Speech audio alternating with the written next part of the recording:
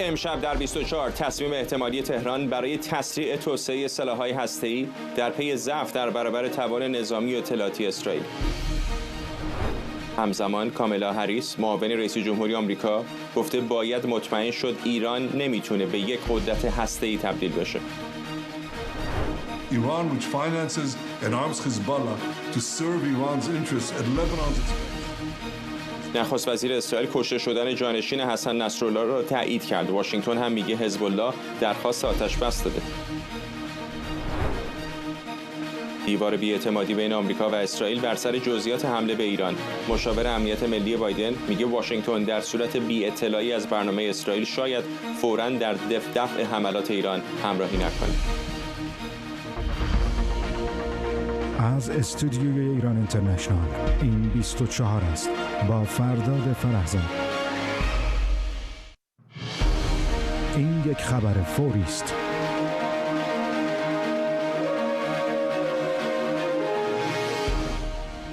بینندگان ایران اینترنشنال در ایران و سراسر جهان سلام و وقت بخیر. پیش از شروع خبرهای اصلی خبری فوری داریم. دقایق پیش جروسلم پست به نقل از یک منبع گزارش داده که نخست وزیر اسرائیل به وزیر دفاع این کشور دستور داده که تا زمانی که جو بایدن با او تماس نگیره برای گفتگو درباره تنش با جمهوری اسلامی به آمریکا سفر نکنه. یوآف گالانت قرار بود همین ساعتی دیگه برای دیدار با وزیر دفاع آمریکا لوید آستین به ایالات متحده سفر کنه. به این خبر برمیگردیم، اما اجازه بدید فعلا برسیم به گزارش اول برنامه.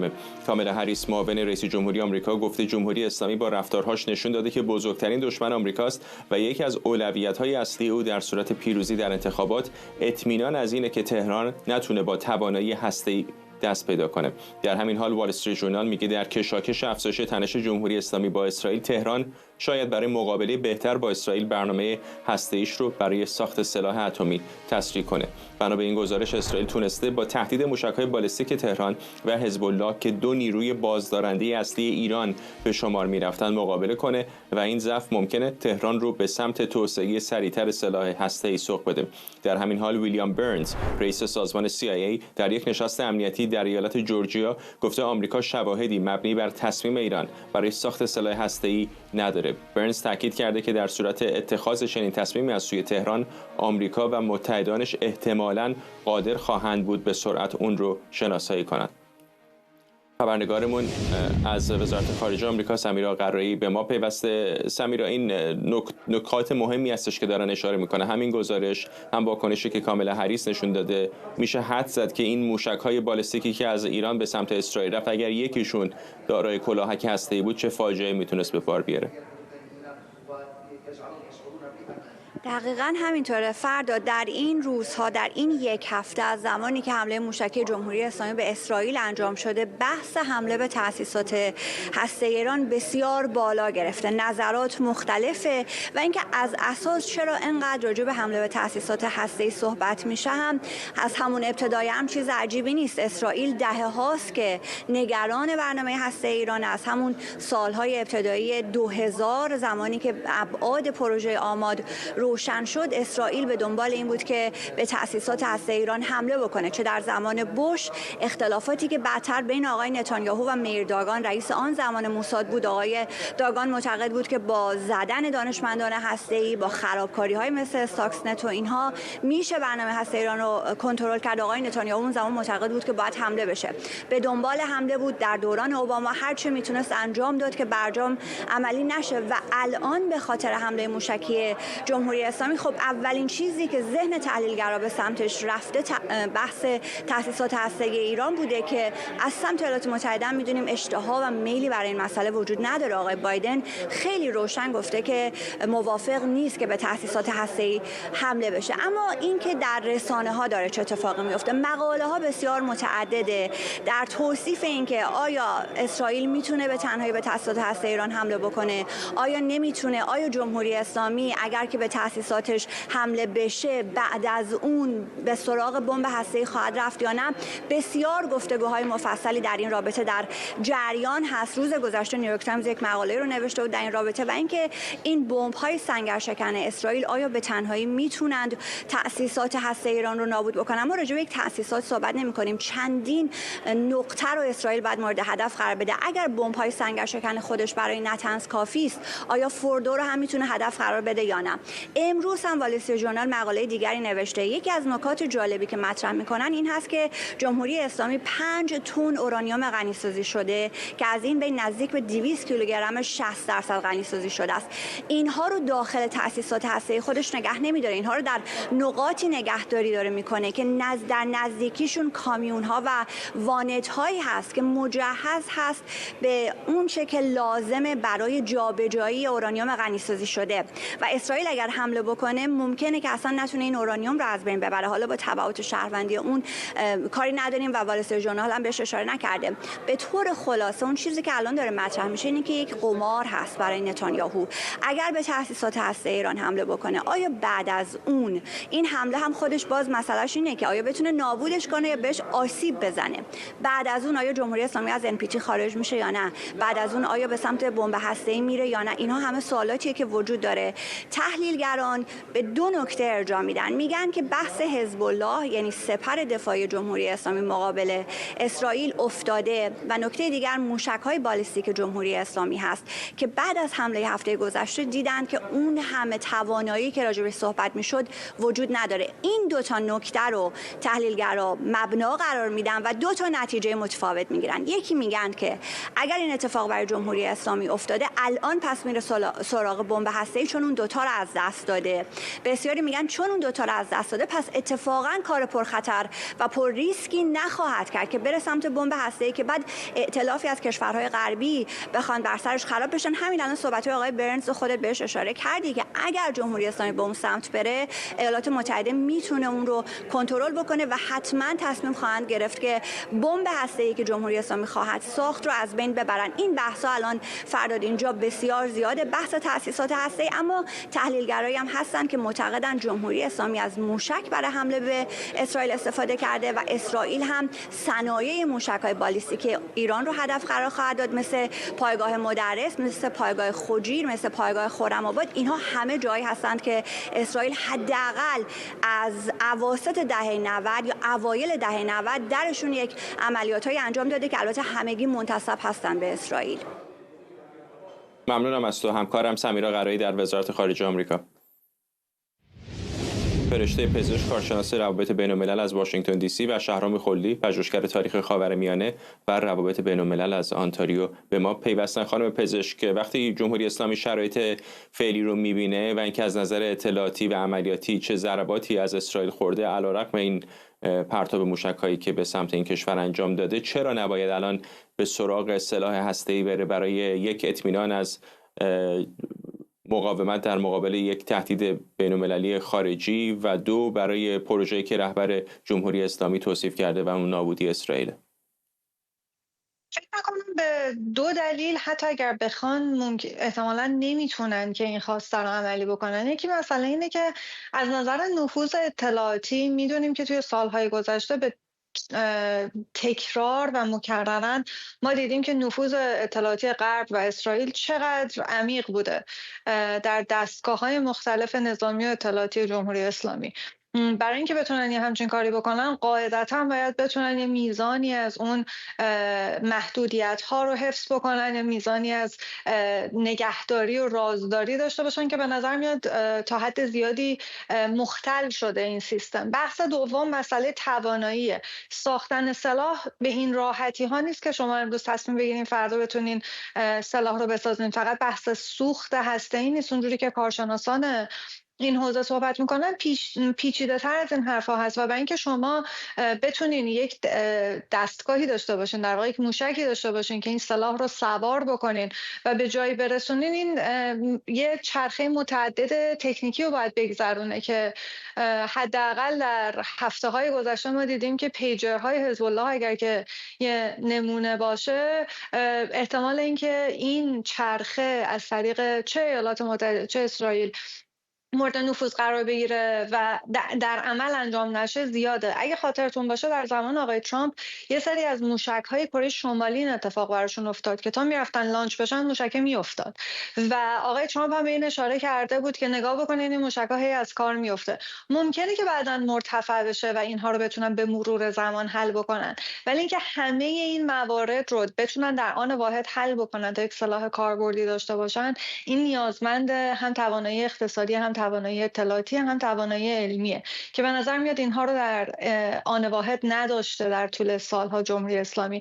مسئله آخر هم که به نظر میاد مهمه، مسئله اراده و توانمندی و میزان علاقه هست که آدم‌ها داشته باشن که جانشون رو در راه پروژه‌ای بگذارن که به نظر میاد تو این سالها جز هزینه چیز دیگه‌ای برای کسانی که وارد شدن به نظر میاد نداشته و جمهوری اسلامی تونسته کسانی که تو این سالها شما دیدین دانشمندان هسته‌ای زیادی ترور شدن و نتونسته ازشون محافظت بکنه. اینم یه نکته مهمی هست تو مسئله اقتصادی و اینکه چقدر پول داره که بتونه خرج بکنن در اثر تحریم‌ها و اتفاقاتی که داره میفته. خب اینا همه کنار هم به نظر میاد که حتی اگر اراده و انگیزش باشه در عمل سخت میشه تصور کرد که موفق باشن در کوتاه مدت و میان مدت. حتی اگر موفق باشن، خود اسرائیل سلاح هسته‌ای داره دیگه، الان ایران داره موشک میفرسته. خب اگه قرار بود بازدارندگی ایجاد بکنه، بازدارندگی دفاعی به اون معنا، به نظر میاد که ما مثلا نقضش رو داریم. ولی اسرائیل آخه قصد نابودی جمهوری اسلامی، نابودی ایران رو نداره، در صورتی که ایران بارها گفته که قصد نابودی اسرائیل رو داره و کشوری بسیار کوچکتر هم هست. یعنی یک بار فرض کنید این موشک‌های بالستیکی که به سمت اسرائیل رفت، اگر یکیشون کلاهک هسته‌ای داشت، خب میتونست اسرائیل رو عملاً نابود کنه. واقعیتش رو بخواین فکر میکنم که اگر شجاعت چنین تصمیمی در ایران وجود داشت، ما در این 2 دهه گذشته این میزان از هزینه رو برای این شعار جمهوری اسلامی، حتی خود جمهوری اسلامی نمیداد. شما ببینید که در بین افرادی که در جمهوری اسلامی از بین رفتن سر این شعار چه تعداد، چه هزینه هایی شده و موثر نبوده. و میگم اینا رو که کنار هم میذاریم، حداقل با وضعیت فعلی من به نظرم نمیاد که توانایی یا انگیزش وجود داشته باشه، چون اگر بود قاعدتا تا الان باید یه شهودی پیدا میکرد، یه نمودی پیدا میکرد دیگه. آقای خلدی، آقای برنز رئیس سازمان اطلاعات مرکزی آمریکا CIA در سی آیلند جورجیا گفته که اگر ایران واقعا بدونیم که رفته سراغ سلاح هسته‌ای میتونیم جلوش رو بگیریم. آقای بایدن رئیس جمهوری آمریکا هم به اسرائیلی‌ها گفته که ترجیح او این هستش که به تأسیسات هسته ایران حمله نکنه، ولی برای بسیاری در اسرائیل از جمله نخست وزیر پیشین و به گمانم حتی نخست وزیر فعلی این یک فرصت استثنایی هست و شاید اونها به طرفای آمریکایی بگن چرا نوشدارو بعد از مرگ سهراب. چقدر فکر میکنید که اتفاقا احتمال داره از این فرصتی که پیش آمده اسرائیلی‌ها استفاده بکنن برای متوقف کردن پروژه‌های هسته ایران؟ خدمتتون درود میفرستم جناب فرستاد و خانم پزشک و همه مخاطبان ایران اینترنشنال.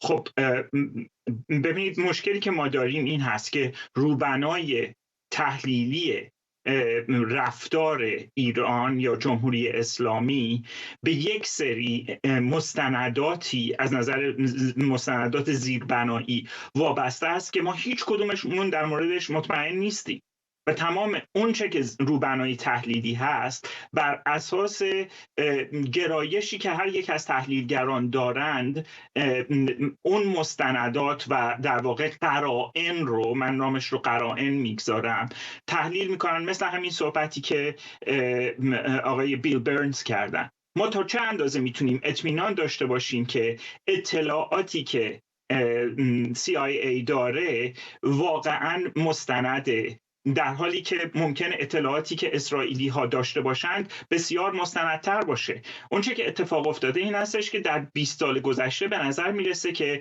اسرائیلی ها همونطور که چرچیل در دهه 1930 دائم تذکر میداد، هشدار میداد که آلمان ها با چه سرعتی دارن خودشون رو مسلح میکنن و همه میگفتن نه، آلمانی ها یک بازیگر عقلانی هستن، این کاری که دارن میکنن به خاطر در واقع ظلمی که بهشون شده اتفاق افتاده. و چرچیل میگفتش که نه، اینا دارن به صورت تهاجمی خودشون رو با سلاح‌های مرگبار دارن خودشون رو مسلح میکنن. هیچ کس این هشدارهای چرچیل رو جدی نگرفت در حالی که و همین قضیه در مورد اسرائیل نخست وزیرهای مختلف از احزاب مختلف صدق کرده. بنابراین فقط پرسپشن یا اینکه اسرائیلی ها چی فکر میکنن یا پارانوید هستن نسبت به چه چیزی، فقط این نیست. یک سری ظاهرا قرائنی وجود داره که نشون میده که اسرائیلی ها یک توانایی های که میتونه به سرعت بالفعل بشه در برنامه هسته جمهوری اسلامی تشخیص دادن. منتها یک مسئله که اینجا مهم هست این هستش که حتی اگر اسرائیلی ها اون درجه از نفوذ رو هم داشته باشن، با توجه به میزان عدم تمرکزی که خود شما در گزارشتون خانم قرایی هم اشاره کردن در این سیستم به وجود اومده و اخباری که ما داریم، دوباره عرض میکنم قرائن که از روزها با جمهوری اسلامی دارن همکاری میکنن برای ساختن چاشنی. شما وقتی به فکر ساختن چاشنی میافتید که توانایی این رو داشته باشید که اون اورانیوم غنی شده رو به شکلی توی کلاهک قرار بدید و آمادش بکنید برای اینکه سوار بشه روی موشک. پس اگر ما به این درجه رسیدیم، میزان توانایی جمهوری اسلامی فقط محدود به 1 بمب و 2 بمب نمیتونه باشه و هیچ کشوری هر چقدر هم که ما ببینید، این چیزی که برای من خیلی جالبه این هست، از یک طرف تحلیلگران ادعا میکنند که همکاران بنده میان میگن که جمهوری اسلامی مرتکب این اشتباهات شده، همچین هم بازیگر عاقلی نیست. ولی وقتی که کارت به استخون میرسه، یک دفعه همه ما یادمون میفته که نه، شاید جمهوری اسلامی به فکر بقای خودش هم باشه. به نظر من جمهوری اسلامی توی این 20 سال اخیر دوچار یک طرز فکر 2 قطبی بوده در مورد این که در واقع مصلحت نظام برای بقاش چی هست و این بقیه من از خودسری آقای خامنه‌ای و حلقه‌ای که دورش رو تشکیل داده سرچشمه میگیره و اینجا هستش که ما میبینیم وقتی که ما به این مرحله میرسیم، یعنی به آستانه اتمی شدن جمهوری اسلامی در یک سطح بسیار خطرناکی داریم میرسیم، نمیتونیم اگر به خصوص از دیدگاه اسرائیلی ها نگاه بکنیم، هر چقدر هم که آدم داشته باشیم که خرابکاری بکنن، ممکن هستش که در یک جایی جمهوری اسلامی با کمک روس‌ها، با کمک کره شمالی 2-3 تا موشک رو بتونه کلاهک روشون سوار بکنه و اون 2-3 تا موشک در آماج 300-400 تا موشک بالستیکی که جمهوری اسلامی میفرسته، حزب الله میفرسته، حوثی ها میفرستن، از سپر آهنین عبور بکنه و یک فاجعه انسانی و یک هولوکاست رو به وجود بیاره. وقتی که ما از این دیدگاه بهش نگاه بکنیم، به نظر من واقعا یک تصویر بسیار تاریک‌تر و جدی‌تری رو باید در نظر بگیریم در مورد اون چیزی که ممکن هست هر لحظه اتفاق بیفته. خانم پزشک، رصدهای اطلاعاتی سرویس‌های غربی، حتی قوی‌ترین اونها ایالات متحده آمریکا که خالی از اشتباه و خطا نیست، به یاد داریم در مورد عراق حالا به صورت معکوس تصور سرویس‌های اطلاعاتی آمریکا این بود که صدام حسین به دنبال سلاح‌های کشتار جمعی است، بعد از اینکه وارد شدن خلاف اون رو دیدن. یا در مورد کره شمالی دیدیم آمریکایی‌ها خیلی‌ها فکر می‌کنن دیر اقدام کردن و این کشور دارای سلاح هسته‌ای شد. چقدر فکر می‌کنید که این قمار، این شرط بندی روی اینکه جمهوری اسلامی به دنبال عافیت طلبی است در نهایت و قصد خودکشی نداره، میتونه متضمن کافی برای امنیت اسرائیل باشه؟ ببینید، در نهایت تمام این تحلیل‌های اطلاعاتی بر اساس نتیجه‌گیری‌هایی که اون آدم‌هایی که استخدام شدن، تجربه دارن، نفت دارن، سال‌ها تو این حوزه‌ها کار کردن، بعضی‌هاشون انگیزه‌های سیاسی دارن و بعضی‌هاشون واقعاً کاریه که سال‌ها روش وقت گذروندن و سعی کردن در اون حوزه به عنوان پژوهشگر شناخته بشن، به یک نتیجه میرسن. آیا حتماً 100% درست خواهد بود؟ قطعاً اینطور نیست و در مورد همه این مثال‌هایی که زدین، چه در مورد عراق چه مسئله کره شمالی، همه اینها اون بخش‌های سیاسی نقش داشته در نتیجه گیری هایی که شده و در روندی که اون پرونده ها طی کرده به جایی که رسیده، چه جایی که کره شمالی تونست سلاح هسته‌ای داشته باشه، چه عراقی که ایالات متحده بهش حمله کرد با این دلیل که به دنبال سلاح‌های هسته‌ای هستن و هیچ اثری ازش پیدا نکردن. در هر کدوم از اینها، حتی در مورد افغانستان همین چند سال پیش، برآورد دولت آقای بایدن و نهادهای اطلاعاتی نبود که اینقدر سریع قرار باشه که افغانستان به دست طالبان بیفته، ولی دیدیم که با چه سرعتی سقوط کرد. بنابراین تا یه حدی از اطمینان رو میشه برای اینها قائل شد. ولی اون چیزی که به نظر من اینجا محل سواله که من با آقای خلدی موافق هستم که این وسط نظام هست و تثبیت نظام و ادامه نظام و از دست نرفتن جمهوری اسلامی هدف اصلی چه رهبر فعلی جمهوری اسلامی چه هر کسی که قرار باشه سر کار باشه هست که نظام رو حفظ بکنن. حالا با سلاح هسته‌ای یا بدون سلاح هسته‌ای ما نمونه‌های متفاوتش رو داریم می‌بینیم که شما توی کوبا برای مثال می‌بینید سال‌هاست که دارن تلاش می‌کنن که به هر حال کوبا این دولت و رژیم فعلی رو نداشته باشه، موفق نبودن. از اون طرف در مورد کره شمالی به نظر میاد که خیلی‌ها بر این باورن که سلاح هسته‌ای تنها دلیلی است که کره شمالی الان این نظام فعلی سر کاره، ولی خب خیلی شاهد چندانی هم نداریم، چون قبلش هم این حکومت پابرجا بوده، هنوز هم هست و راهی هم برای فرار نیست. مسئله اینجاست که اینجا به نظر من مهم میشه که اون توانایی رو ما چقدر دولت‌های غربی میتونن درش نفوذ داشته باشن و ببینن تا کجا میتونن کنترل کنن. من هنوز هم بر اساس تمام چیزهایی که در عموم وجود داره وقتی میبینم به نظرم میاد که نفوذ آدم‌ها، نفوذ منابع اطلاعاتی غرب به دلیل فقر اقتصادی و به دلیل اینکه به نظر میاد که فسادی که در جمهوری اسلامی و کسانی که در حکومت و سیستم هستن به قدری بالا رفته که خب جاسوس فرستادن خیلی راحت‌تر شده، یعنی خرید آدم‌ها خیلی راحت‌تر شده. اون اطلاعات قابل اعتماد هست تا حد زیادی و فرستادن سربازهایی که یعنی قرار باشه جنگی در بگیره و تنش‌ها از این بالاتر بره، احتمالاً برای کشوری مثل آمریکا که این وسط به نظر میاد که دلش نخواد که درگیر یک جنگ بشه و احتمالاً فکر میکنن بخش‌هایی از حاکمیت در آمریکا که حتی اگر قرار باشه ایران سلاح هسته‌ای یکی دو تا داشته باشه قابل مدیریت کردن، میشه اون سلاح‌ها رو از بین برد، میشه کنترل کرد، اونها انگیزه سیاسی کافی ندارن که حاضر باشن تن به درگیری بدن که قرار باشه سرباز درش از بین بره، بازار نفت جابجا بشه، یک درگیری جدید در خاورمیانه داشته باشن، به این دلیل که اون رو خطر بالایی نمیدونن، حتی به احتساب اینکه ایران بتونه یکی دو تا سلاح داشته باشه. ارزیابی اسرائیل در این مسئله ممکنه فرق بکنه به دلیل اینکه ایران همونطوری که خودتون گفتین اعلام کرده که میخواد اسرائیل رو از بین ببره و خب به خاطر نزدیکی که با اسرائیل داره و میتونه آسیب جدی احتمالاً به اسرائیل بزنه اگر سلاح داشته باشه. ولی اون وقت دوباره باز مسئله توانایی به حساب میاد که بر اساس همچین برداشتی اگر حمله بکنن چقدر میتونن دستاورد داشته باشن، نه دستاورد تاکتیکی که دستاورد استراتژیک در دراز مدت. چون اگر برگردیم اسرائیل در طول دهه‌های گذشته، 7 دهه گذشته دستاوردهای تاکتیکی بسیار بزرگی داشته. همه اینها رو که کنار هم بذاریم ولی هنوز که هنوزه نتونسته اون مشکل استراتژیک بزرگ خودش رو که بخشش این مسئله جمهوری اسلامی، حزب الله و نیروهای مخالفش هستن رو به طور دائم حل بکنه. نزدیکترین زمانش 7 اکتبر قبل از 7 اکتبر بود که قرار بود با عربستان سعودی عادی سازی بکنن که بعد از اتفاقات 7 اکتبر فعلا اون مسئله کاملا در حاشیه رفته. آقای خلدی، از منظر ریل پالیتیکس اصلا چرا آمریکایی‌ها نباید از این فرصت استفاده بکنن؟ یک گره کوری در برنامه هسته ایران الان سال‌هاست که وجود داره. آمریکا از برجام خارج شده. چشم‌اندازی برای یک توافق جدید وجود نداره. کشورهای منطقه نه فقط اسرائیلی‌ها، سعودی‌ها، اماراتی‌ها، مابقی هم بسیار خوف دارن از برنامه هسته ایران و اگر واقعا ایران سراغ سلاح هسته‌ای بره یک دردسر جدیدی برای منطقه و ایالات متحده به وجود میاد. ایالات متحده هم که داره حواسش بیشتر میره سراغ اقیانوس آرام. چرا اتفاقا از این موقعیتی که ناخواسته اگر بخوایم تصور بکنیم پیش آمده، آمریکایی‌ها نباید استفاده بکنن که به واسطه اسرائیلی‌ها یک ضربه اساسی بزنن به پروژه هسته ایران؟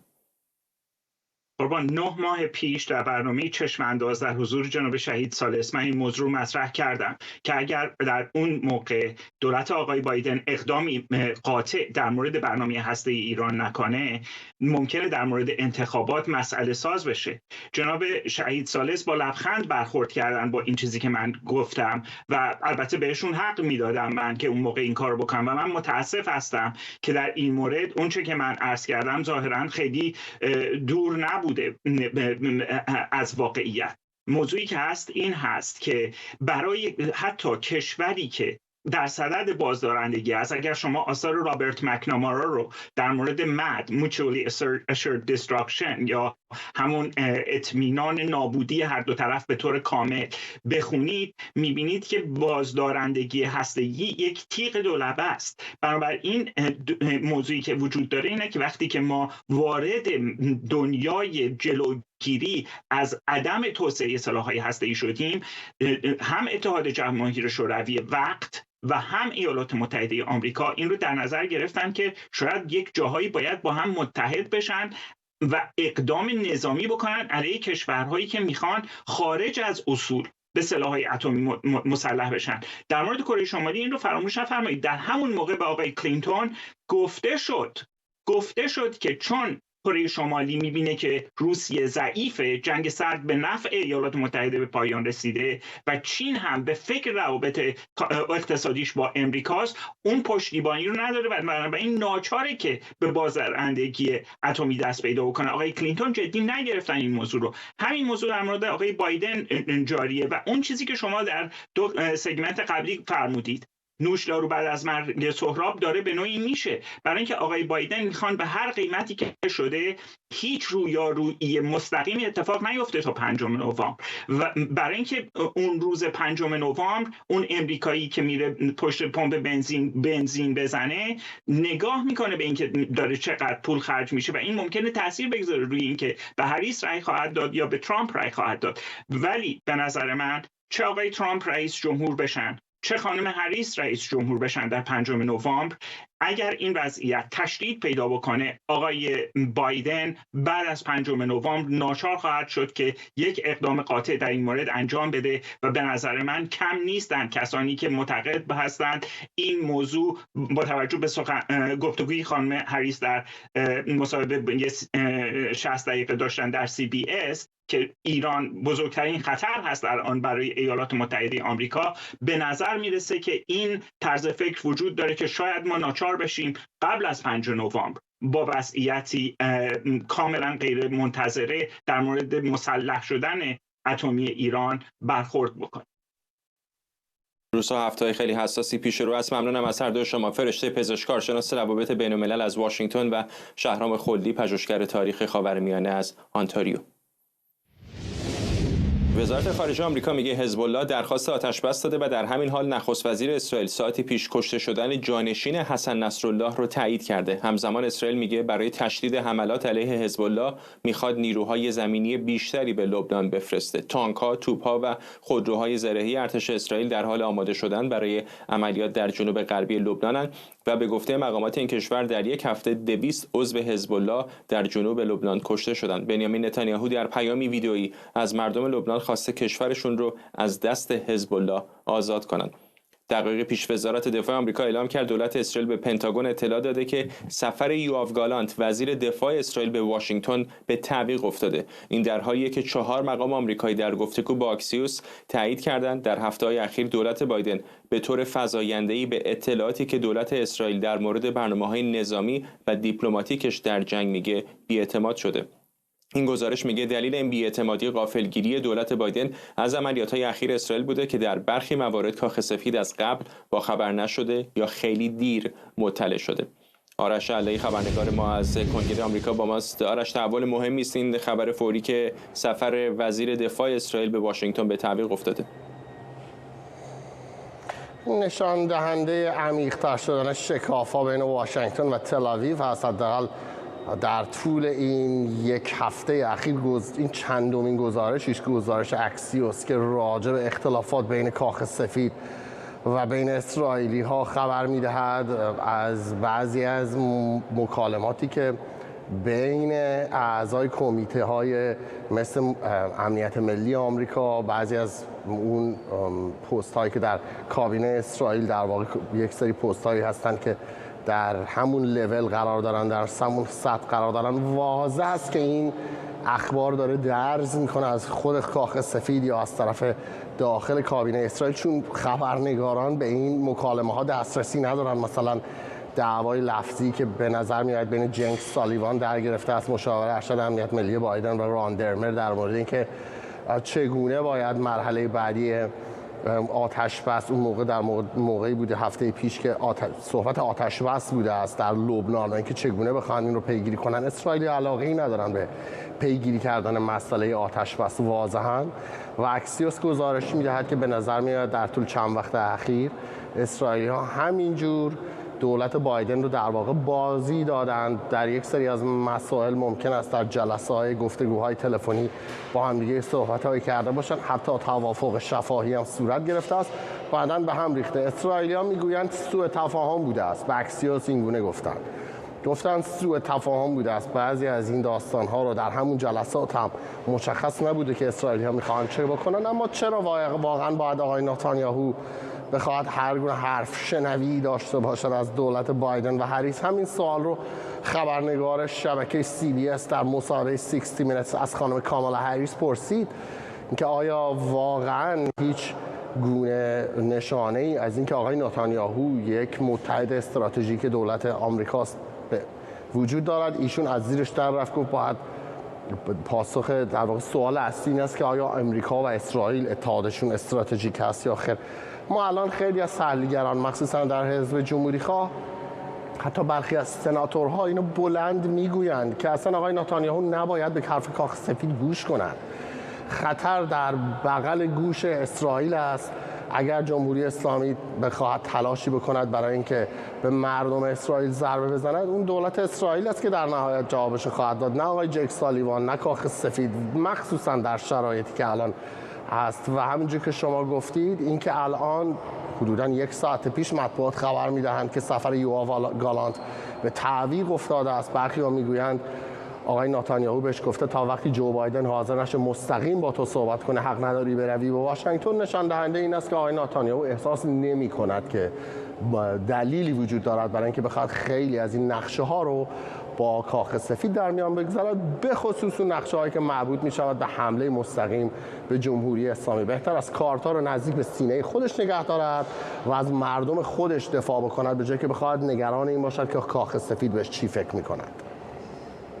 تصمیم حساس در زمانی بسیار حساس. ممنونم از سوارش علی از کنگره آمریکا. مهیر جاودانفر، تحلیلگر مسائل اسرائیل از تل‌آویو، و آرام حسامی، استاد علوم سیاسی کالج مونتگومری از مریلند با ما هستند. آقای جاودانفر، با همین لغو شدن سفر وزیر دفاع اسرائیل به آمریکا شروع بکنیم، این چه تصویری به ما میده از میزان بی‌اعتمادی دو طرف؟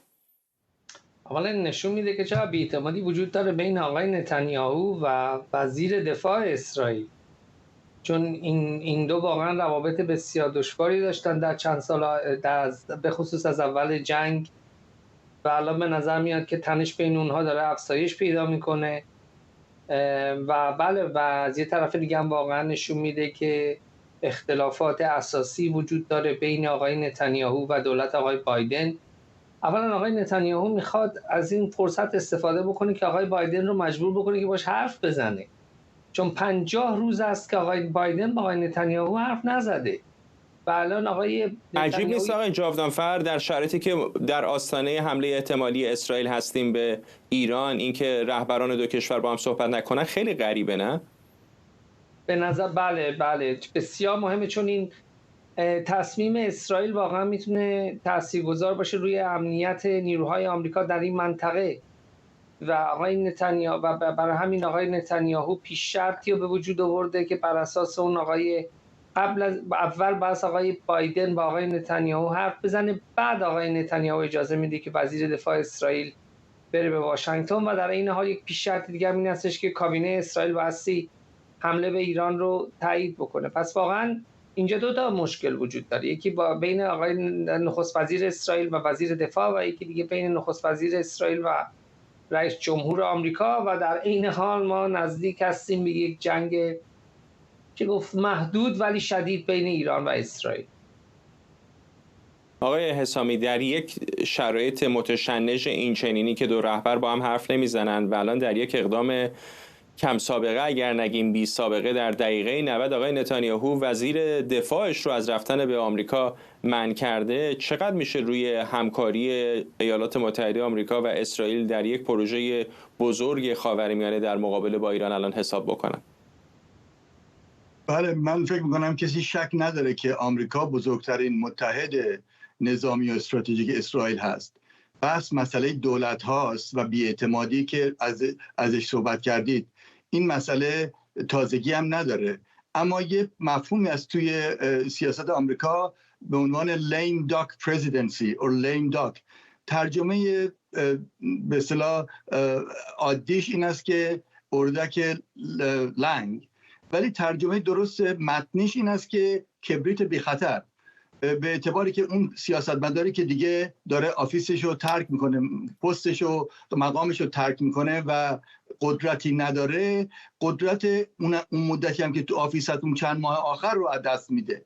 بنابراین اگر آقای نتانیاهو این حسابو میکنه که خب بایدن دیگه بعد از اکتبر نوامبر در حقیقت و از چند ماه پیش مشخصه که در واقع قدرتی نخواهد داشت و 4 سال دیگه پرزیدنت آمریکا نخواهد بود، دلیلی برای همکاری نمیبینه، مخصوصا که بی‌اعتمادی به وجود اومده. فقط هم راجع به مسئله غزه و آتش بس و بعد مسئله حمله به حزب الله و حتی هنیه نیست که آمریکا خبر نداشت یا دیر خبر شد یا اون پیجرها رو که فرستادن. مسئله قبل از اونم هست. اگه یادتون باشه سال 2023 سال پیش در مورد موضعی که دولت آقای نتانیاهو راجع به اوکراین و جنگ اوکراین گرفت، کاملا زاویه داشت با برخوردها و روش آمریکا و دولت بایدن.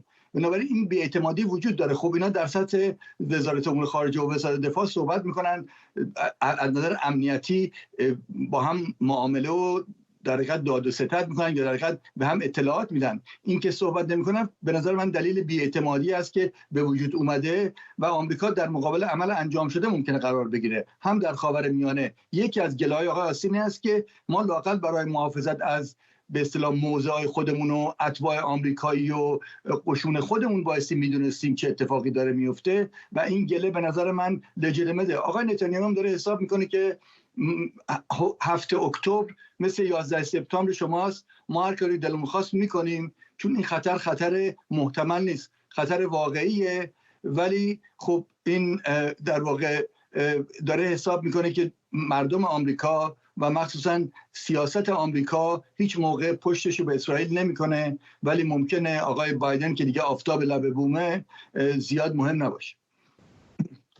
آقای جاودانفر، همین لحظاتی پیش بنی گانس هم توییتی زده، من متن ترجمه فارسیش رو میخونم، چیزی شبیه به این میگه که لغو سفر وزیر دفاع به ایالات متحده به دلیل ملاحظات شخصی و سیاسی در زمانی بحرانی برای امنیت ما به امنیت کشور آسیب میرسونه. او اضافه کرده نخست وزیری که امنیت اسرائیل رو در صدر اولویتاش قرار میده وزیر دفاع رو اعزام میکرد، پیام‌ها رو با او هماهنگ میکرد و هواپیمای بال صهیون، هواپیمای رسمی مقامات اسرائیلی رو در اختیارش میذاشت تا به طور کامل در دسترس باشه و به سرعت به کشور بازگرده. اینقدر اختلاف چه در داخل چه در عرصه بین‌المللی به خصوص با مهمترین شریک نظامی و سیاسی اسرائیل ایالات متحده آمریکا چقدر آقای نتانیاهو رو در شرایط دشواری قرار میده، هرچند او بسیاری از ماها رو تا الان در این 1 سال گذشته غافلگیر کرده.